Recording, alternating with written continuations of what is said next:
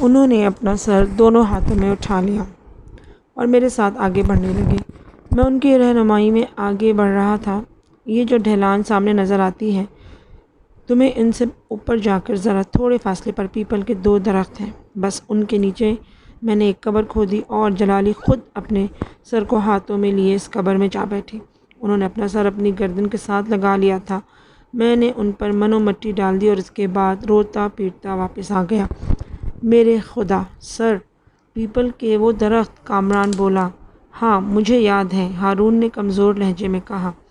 یہ وہی جگہ تھی جہاں سے وہ قبر نمودار ہوئی تھی جس کے اوپر من و مٹی آ گئی۔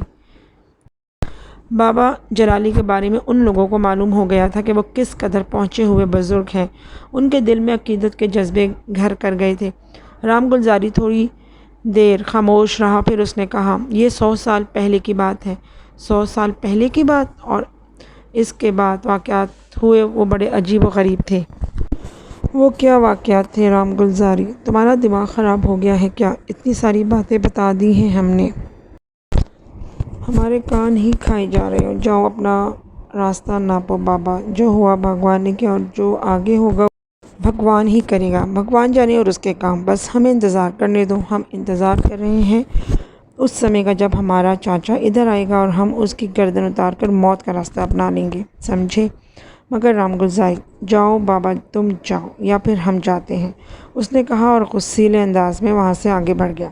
ہارون اور کامران ششدرا کھڑے دیکھتے رہ گئے۔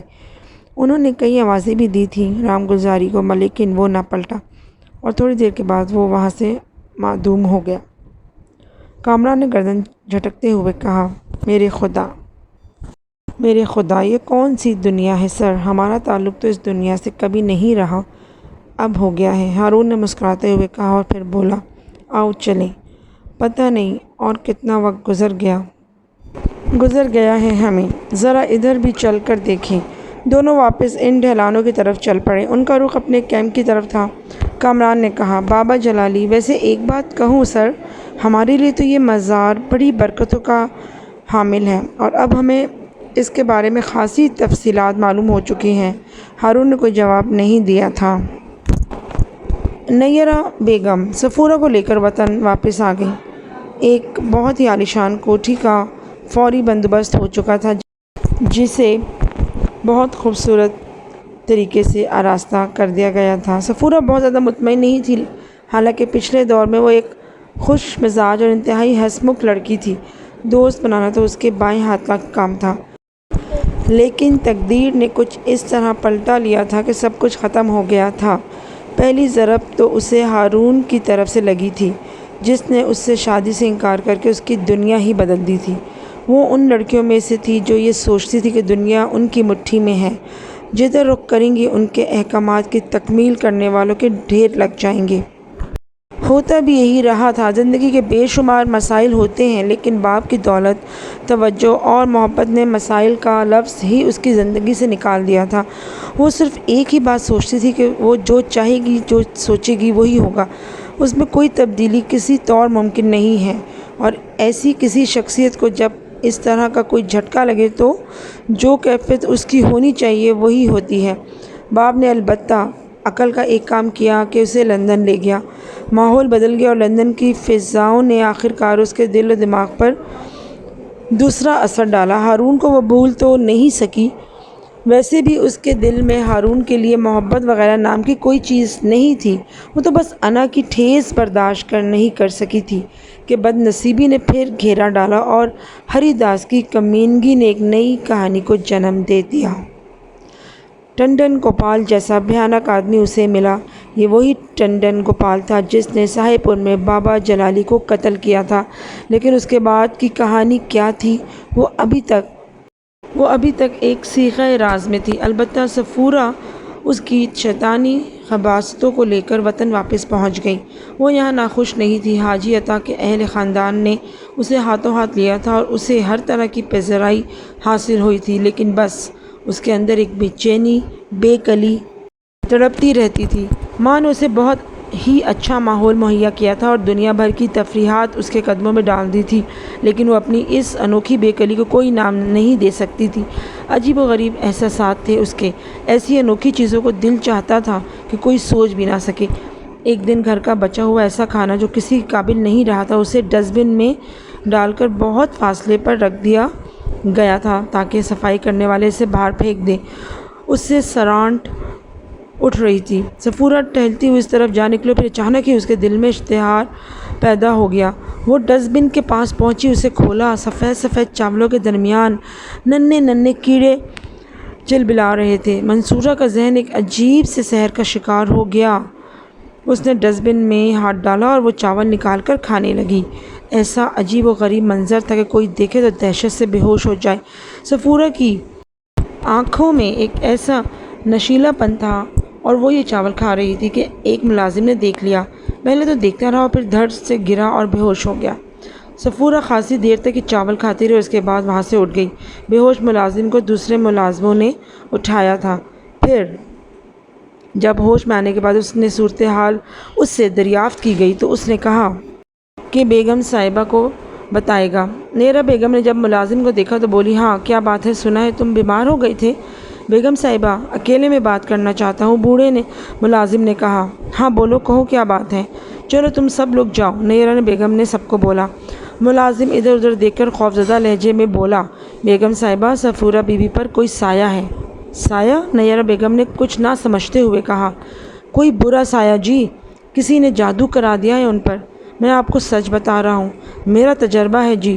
میری چھوٹی بہن پر بھی سایہ تھا، اس پر بھی جادو کرایا گیا تھا جی، بس نیم دیوانی ہو گئی، گندی سندی چیزیں کھاتی پھرتی تھی۔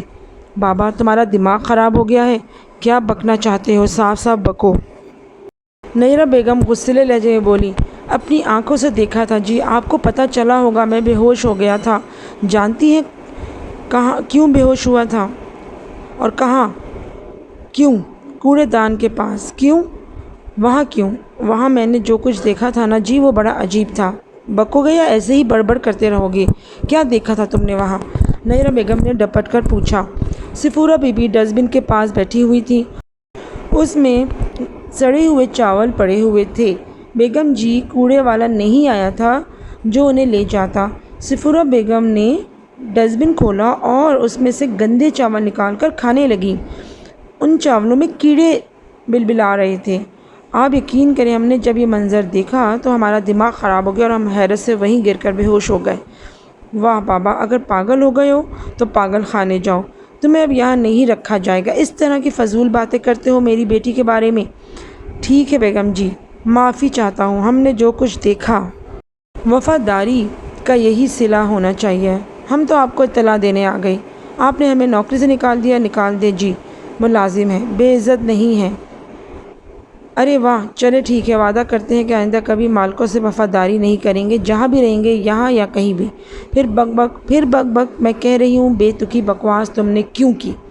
ارے ہم نے بے تکی بکواس کیوں کی اور کیوں کرتے؟ دماغ تھوڑی خراب ہے ہمارا، جو دیکھا سو آپ کو بتا دیا۔ بیگم جی، خود ذرا سی نگرانی کر کے دیکھ لیجئے، پھر ہمیں بتائیے۔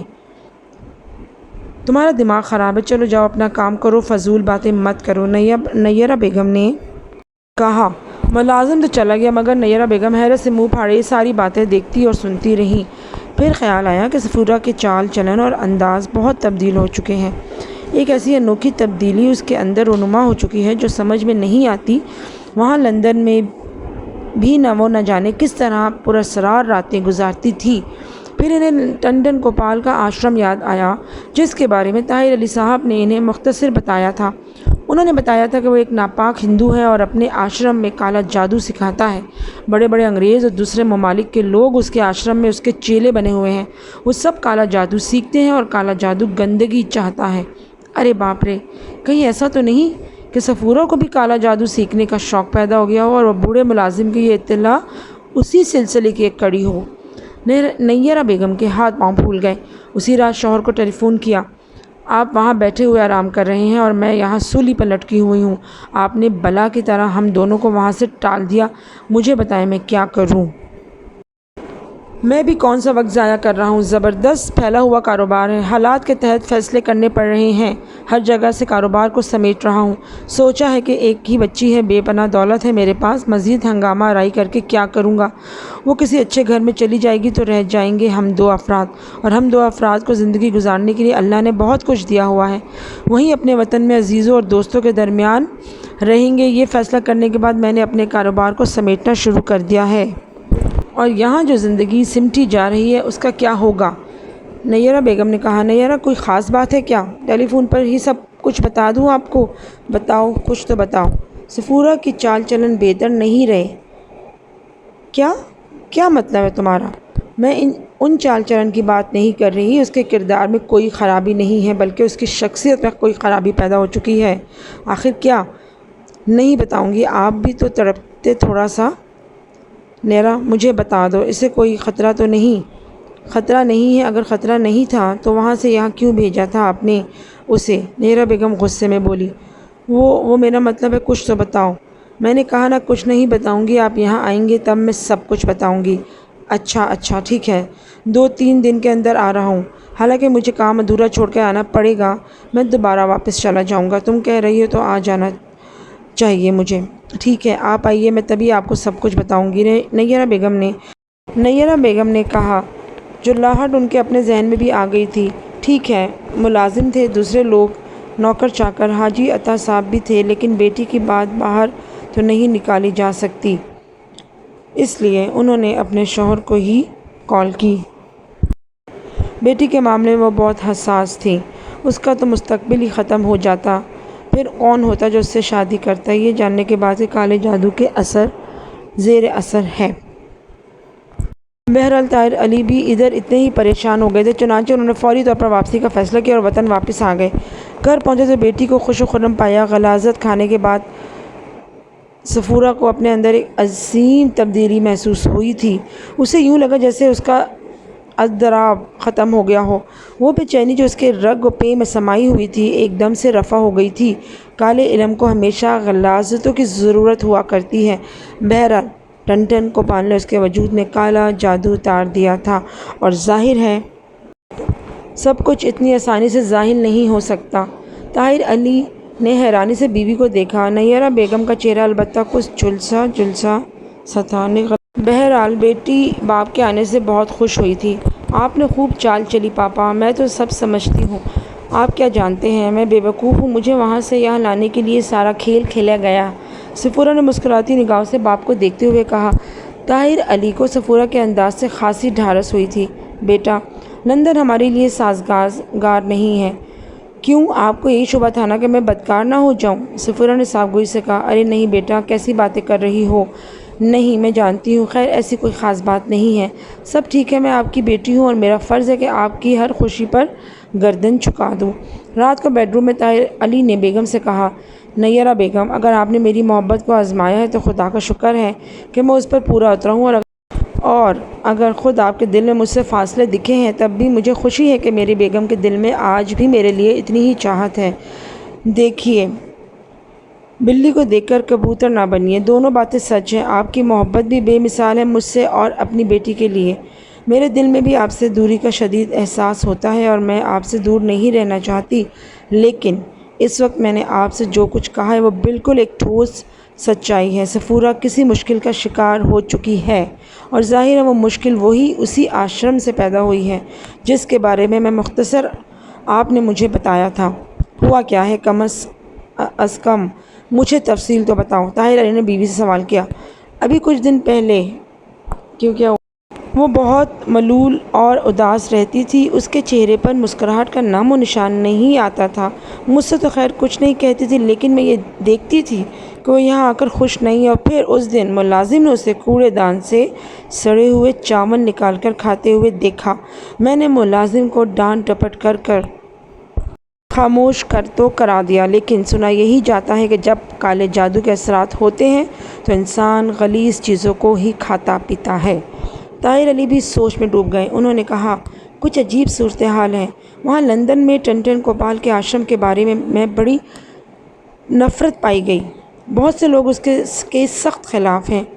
اور کہتے ہیں کہ یہ ہندو سادھو اس آشرم کے ذریعے برائیاں پھیلا رہا ہے، لیکن اس کے خلاف ابھی تک کسی نے باقاعدہ آواز نہیں اٹھائی کیونکہ وہ اس سے ڈرتے ہیں۔ وہاں کے بارے میں کہا جاتا ہے کہ وہاں کالا جادو سکھایا جاتا ہے۔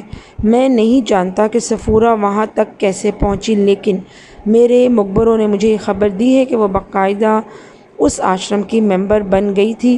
اب ایسا کیسے ہوا یہ ہمیں نہیں معلوم۔ بہرحال جو کچھ بھی ہوا وہ اب تک ہو چکا۔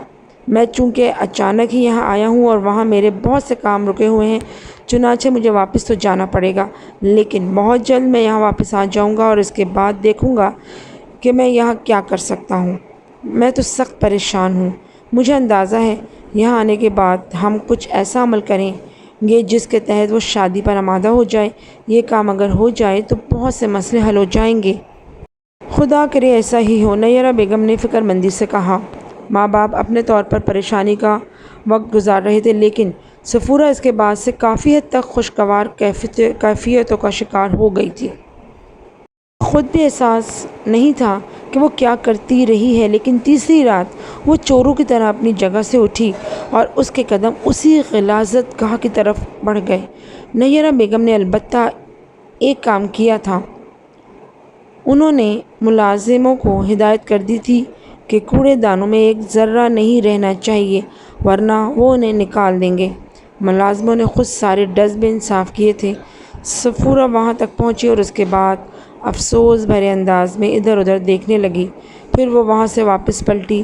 ایک ملازم کے کوارٹر سے اسے بدبو سی اٹھتی ہوئی محسوس ہوئی تو اس کے قدم رک گئے۔ کوارٹر میں داخل ہونے کے لیے جو دروازہ تھا وہ بند تھا۔ وہ بمشکل دیوار پر چڑھی اور اندر کود گئی۔ وہ بدبو اسے اپنی جانب راغب کر رہی تھی۔ اندر داخل ہونے کے بعد وہ کوارٹر کے باورچی خانے میں پہنچ گئی۔ باورچی خانے کے پچھلے حصے میں ایک ٹوکری رکھی نظر آئی جس میں سڑے ہوئے کیلے، خربوزے اور آموں کے چھلکے پڑے ہوئے تھے۔ یہ کئی دن سے یہاں موجود تھے، اس لیے بری طرح سڑ گئے تھے۔ خاص طور سے سڑے ہوئے ٹماٹروں نے فضا میں بڑی بدبو پھیلا رکھی تھی، لیکن یہ بدبو صفورہ کو دنیا کی سب سے بہترین خوشبو لگ رہی تھی۔ اس نے ادھر ادھر دیکھا اور اس کے بعد ٹوکری میں ہاتھ ڈال دیا۔ سڑے ہوئے کیلے، گلے ہوئے ٹماٹر، آموں کے چھلکے، پانی بن کر بہتے ہوئے خربوزے اسے بہترین خوراک محسوس ہو رہے تھے۔ اس نے ادھر ادھر دیکھا اور اس کے بعد ٹوکری میں ہاتھ ڈال دیا۔ سڑے ہوئے کیلے، گلے ہوئے ٹماٹر، آموں کے چھلکے، پانی بن کر بہتے ہوئے خربوزے سے بہترین خوراک محسوس ہو رہے تھے اور وہ بے صبری سے انہیں کھا رہی تھی۔ جب وہ دیوار سے کودی تھی تو ملازم کی بیوی کی آنکھ کھل گئی تھی۔ اس نے اپنے شوہر کو جگایا اور سہمے ہوئے لہجے میں بولی، کوئی اندر کودا ہے غفور؟ کیا مطلب؟ ابھی دم سے کودنے کی آواز سنائی دی تھی، کوئی چور نہ ہو؟ ایک بات کہوں تجھ سے؟ ملازم غفور نے اپنی نوجوان بیوی کو گھورتے ہوئے کہا۔ ہاں بولو۔ ہمارے گھر میں چور آ کے کیا کرے گا؟ اس کی بیگم غصے سے بولی، میرا دماغ خراب ہوا ہے کہ میں تمہیں رات کو جگاؤں گی۔ مجھے دم کی آواز آئی ہے۔ چل ٹھیک ہے، تو ناراض نہ ہو، تو کہتی ہے تو میں دیکھتا ہوں۔ دیکھو دیکھو، پھر آہٹ ہوئی ہے۔ اس کی بیوی نے اپنے شوہر کو دوبارہ سے اس طرف متوجہ کیا۔ اب کے دفعہ آواز غفور نے بھی سنی تھی۔ ارے باپ رے، کوئی ہے تو صحیح، کوئی بلی وغیرہ نہ ہو؟ بلی ہاتھی کے برابر نہیں ہوتی۔ مگر عجیب ہے، اگر کوئی چور ہے تو کیا پاگل ہے وہ؟ چور پاگل ہوتے ہیں تو اور کیا، یہ پاگل پانی کی بات ہے۔ مالکوں کی حویلی چھوڑ کر نوکروں کے کوارٹر میں، ہو سکتا ہے کہ وہ کوئی غریب چور ہو۔ بیوی نے کہا، دیکھتا ہوں، واقعی کوئی ہے، یہ کسی بلی وغیرہ کی آہٹ نہیں ہے۔ ملازم نے کہا اور احتیاط کے ساتھ بستر سے نیچے اتر آیا، پاس رکھا ہوا ڈنڈا اٹھایا اور پھر آہستہ آہستہ دروازہ کھول کر باہر نکل آیا۔ ادھر ادھر دیکھا، چپڑ چپڑ کی آواز باورچی خانے کے پیچھے والی جگہ سے آ رہی تھی۔ وہ آہستہ آہستہ آگے بڑھا، مدھم مدھم روشنی میں سب کچھ نظر آ رہا تھا۔ اس نے کسی انسانی وجود کو دیکھا جو گلے سڑے پھلوں والی ٹوکری کے قریب بیٹھا پھل کھا رہا تھا۔ ملازم کی آنکھیں حیرت سے پھیل گئیں۔ یہ گلے سڑے پھل کئی دن پرانے رکھے ہوئے تھے اور ان سے شدید بدبو اٹھ رہی تھی۔ چنانچہ اس نے بیوی کو برا بھلا کہہ کر انہیں اٹھا کر باورچی خانے کے پیچھے والی گلی میں ٹوکری میں ڈال دیا تھا۔ مگر یہ کون بھوکا ہے؟ اس نے ایک دم باورچی خانے کی روشنی جلا دی اور اس کے بعد اس نے جو دیکھا اسے دیکھ کر خوف سے اس کا منہ کھول کر رہ گیا۔ مالکن کی بیٹی تھی، گھر کی ملکہ تھی، لیکن اس وقت وہ کیا لگ رہی تھی یہ دیکھنے کے قابل تھا۔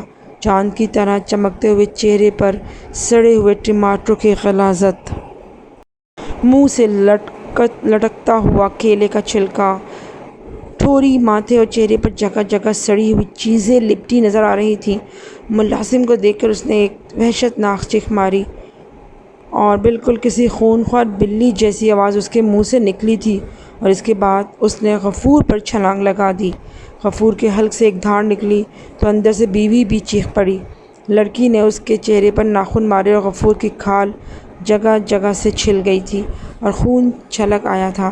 وہ بھاگتی ہوئی دیوار کے پاس پہنچی اور اس کے بعد بلی کی طرح اچھل کر دیوار پر چڑھی اور دوسری طرف کود گئی۔ غفور کے حلق سے بدستور چیخیں نکل رہی تھیں، اندر اس کی بیوی چیخ رہی تھی۔ دونوں باہر نہیں نکلے تھے، لیکن دوسرے ملازم جلدی جلدی اپنے کوارٹر سے باہر نکل آئے۔ سب ایک دوسرے سے پوچھنے لگے، کیا ہوا، کیا بات ہے؟ پتہ یہ چلا کہ غفور چیخا تھا۔ غفور کا چہرہ دیکھا تو اس پر جگہ جگہ خون کی لکیریں بنی ہوئی تھیں۔ ارے کیا ہوا، کیا ہو گیا ہے، کیا بات ہے؟ غفور کون تھا؟ غفور سمجھدار ملازم، ایک لمحے کے اندر وہ مالکن کی بیٹی کو بدنام کر سکتا تھا، لیکن یہ مناسب نہیں تھا۔ ایک دم اس نے اپنے آپ کو سنبھالا اور بولا، ارے بھائی کیا بتاؤں، کتنی بڑی بلی تھی، اللہ رحم کرے۔ یہی لگا تھا کہ جیسے کوئی نیچے کھدا ہے۔ میں دیکھنے کے لیے وہاں گیا تو کالے رنگ کی اتنی بڑی بلی کو وہاں پایا، کتے کے برابر تھی، پوری کی پوری، پھلوں کی ٹوکری کے پاس بیٹھی ہوئی ٹوکری کو رید رہی تھی۔ مجھے دیکھ کر مجھ پر چھلانگ لگائی اور دیکھو چہرے پر پنجے مارتی باہر نکل گئی۔ کتے کے برابر بلی؟ ہاں، جھوٹ نہیں بول رہا یار، یہ نہیں ہو سکتا کہ وہ کتا ہو۔ ایک ملازم نے مزاحیہ انداز میں کہا، کتے اور بلی میں فرق تو ہوتا ہے نا؟ ہوتا تو ہے، تو بھی نرا پاگل ہے۔ اب ایک کتا اس طرح چہرے پر پنجے نہیں مارتا، یہ کام بلی ہی کا معلوم ہوتا ہے۔ تو پھر غفور چاچا نے افیم کھا لی ہوگی جو انہیں بلی کتے کے برابر نظر آئی۔ ارے چلو چاچا، اس پر کچھ لگاؤ، بلی کے پنجے زہریلے بھی ہو سکتے ہیں، جاؤ آرام کرو۔ غفور اندر آ گیا۔ ملازم بھی اپنے اپنے کوارٹروں میں چلے گئے تھے، لیکن غفور کا دل بری طرح کانپ رہا تھا۔